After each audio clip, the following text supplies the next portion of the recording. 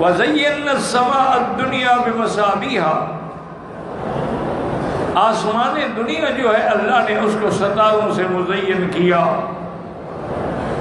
زینت بخشی۔ سماء دنیا کیوں کہتے ہیں؟ دنیا کا معنی قریب، چونکہ وہ ہمارے قریب ہے اس لیے سماء دنیا۔ پھر اللہ نے ان ستاروں سے کئی کام لیے ہیں۔ ایک تو اللہ نے ان ستاروں کو تمہارے لیے علامات بنایا ہے، وَعَلَامَاتٍ وَبِالنَّجْمِ هُمْ يَهْتَدُونَ، کہ اگر تم سمندر میں ہو یا صحرا میں ہو اور پتہ نہیں چل سکتا کہ مشرق کدھر ہے اور مغرب کدھر ہے، تو ان ستاروں سے ہدایت پکڑی جاتی ہے۔ حتیٰ کہ ہمارے عام دیہاتی لوگ بھی کہتے ہو دیکھو جی وہ قطب تارا ہے، اسی سے پھر اندازہ ہو جاتا ہے کہ مشرق کدھر ہے اور مغرب کدھر ہے، شمال کدھر ہے اور جنوب کدھر ہے۔ اور دوسرا کام ان سے کیا لیا جاتا ہے؟ زینت السماء، کہ اللہ نے آسمانوں کو مزین کر دیا ہے۔ اتنی اچھی چاندنی کوئی بڑے سے بڑا بادشاہ بھی اپنے محل میں نہیں بنا سکتا۔ محل کتنا بڑا ہوگا؟ 1 ایکڑ میں، 10 ایکڑ میں، یہ تو پوری دنیا میں ہے۔ اللہ نے مزین کر دیا۔ اور تیسرا کام ان سے کیا دیا؟ رجوما للشیاطین، کہ شیطانوں کے لیے اللہ تبارک و تعالی نے ان تاروں کو جو ہے وہ میزائل بنا دیا۔ کیا معنی ہے کہ جب یہ شیطان جاتے ہیں، انہوں نے پہلے خلا کے اندر اپنے اسٹیشن بنا لیے تھے۔ خلا میں سب سے پہلے اسٹیشن بنانے والے کون ہیں؟ یہ شیاطین الجن ہیں۔ اسی لیے آپ دیکھیں نا آج کل کافر اس مسئلے میں آگے ہیں، چونکہ ان کے جو استاد ہیں انہوں نے بھی تو سب سے پہلے بنائے ہیں۔ ہم تو اس پہ لعنت بھیجتے ہیں، ہمیں کیوں سکھائے؟ وہ اس کی عبادت کرتے ہیں، شیطان کی پوجا کرتے ہیں، یا اس کے حکم پر چاند تاروں کی پوجا کرتے ہیں، یا اس کے حکم پر بتوں کی پوجا کرتے ہیں۔ تو اللہ نے ان سے کام یہ دیا کہ اب وہ جا کر اپنے ان خلائی اسٹیشنوں میں بیٹھ جاتے تھے۔ وَإِنَّا كُنَّا مَقَاعِدَ لِلسَّمْعِ، ہمارے بیٹھنے کی جگہ تھی، اور فرشتے جب بات کرتے ہم سن لیتے تھے، اور وہ بات سننے کے بعد جو بڑے بڑے کاہن اور نجومی ہوتے ان کے کان میں شیطان ڈال دیتا تھا کہ بھی اللہ نے یہ فیصلہ فرمایا ہے کہ پرسوں بارش ہوگی۔ تو ایک بات تو سچی ہوتی تھی نا، وہ تو انہوں نے سنی تھی فرشتوں سے، باقی اس کے ساتھ 10 جھوٹ جو ہے وہ خود ملا لیتے تھے۔ اور جب بارش ہو جاتی تو سب وہ سارے کہہ رہے سب دیکھیں جی ہمارے کاہن نے، ہمارے راہب نے ہمیں تو پہلے بتا دیا تھا۔ تو اب قرآن کہتا ہے کہ جب شیاطین جو ہے سننے کے لیے گئے، انہوں نے اپنے ابلیس کو، جیسے آدم ہمارا ابا ہے، ابلیس ان کا ابا ہے، تمام جنات جو ہے وہ ابلیس کی اولاد ہے۔ جیسے ہم سب مخلوق جو ہیں، انسان جو ہیں، یہ آدم کی اولاد ہیں۔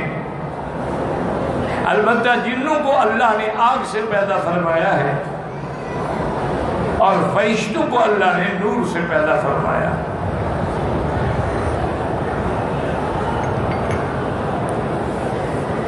اب یہ ہے کہ انہوں نے آ کر ابلیس کو رپورٹ دی کہ اب جب جاتے ہیں ملائکہ کی بات سننے کے لیے، فَمَنْ يَسْتَمِعِ الْآنَ يَجِدْ لَهُ شِهَابًا رَصَدًا، معلوم یہ ہوتا ہے کہ گویا وہ شہاب ہماری انتظار میں کھڑا ہے، ہم گئے نہیں اور وہ ٹوٹا نہیں اور ہمیں لگا نہیں۔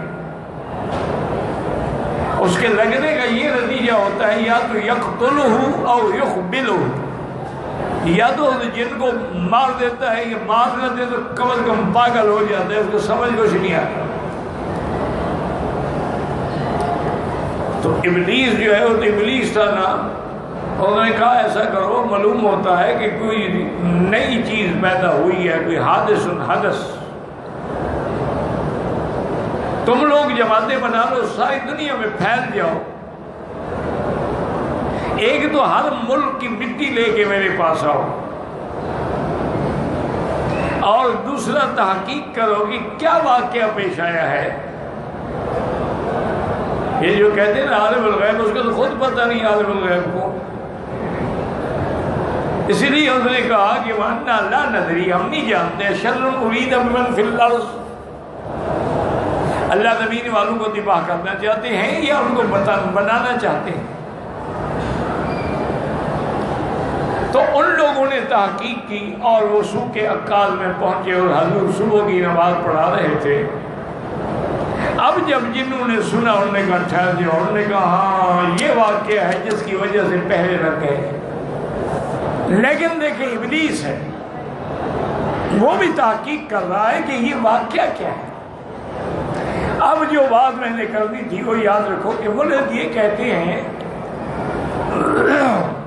کہ بھئی اگر ستارے ٹوٹتے ہیں حضور کی نبوت کے بعد آپ کے دین کی حفاظت کے لیے، قرآن کی حفاظت کے لیے، شریعت کی حفاظت کے لیے، کہ کوئی شیطان اس میں نہ ملائے، تو یہ تو پہلے بھی ٹوٹتے تھے۔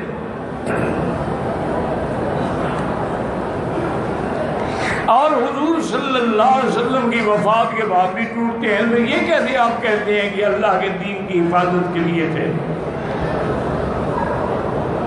یہ انہوں نے ایک اعتراض کیا، اور ہمارے نوجوان جو بیچارے نرسری سے لے کر آکسفورڈ تک انگریزی پڑھے ہوئے ہیں، ان کو تو پھر کہا دیکھیں جی بات تو ان کی ٹھیک ہے بھائی، جب پہلے تھے بعد میں بھی ہے تو پھر صرف حضور کے لیے تو نہ تھے۔ لیکن اگر قرآن پہ غور کرتے تو ان کے قرآن کے ایک ایک لفظ میں حکمتیں ہیں۔